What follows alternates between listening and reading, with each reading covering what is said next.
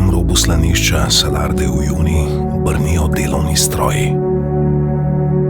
Iz vseh smeri po občutljivi slani skorji vozijo težki tovornjaki. Stotine tovornjakov.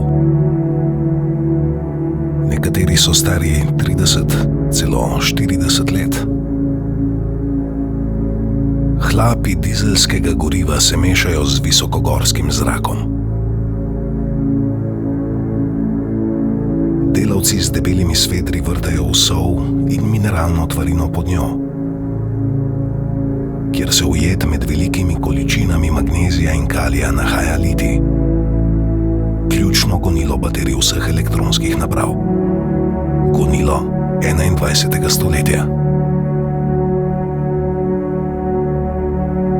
Po nekaterih ocenah se v bolivijskih Andih nahaja 70% vseh svetovnih zalog litija. Trg litijevega karbonata hitro raste. Napovedi pravijo, da se bo v naslednjih 5 letih povečal za 3-krat. Proizvodnja odličnega prevodnika električnega toka in vsaj zaenkrat z naskokom najboljše mogoče sestavine baterij za mobilne telefone, prenosne računalnike, solarne panele, igralne konzole, sisteme za shranjevanje energije, robote in električne avtomobile strmo narašča. Bolivijska industrija litija in tržišče se odpirata.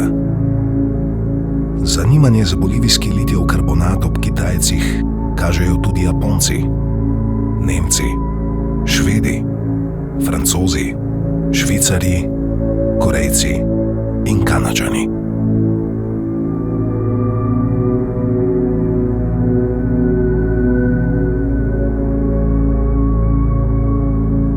Že samo 1% rasti števila električnih avtomobilov lahko potrebo po litiju dvigne tudi za 40%.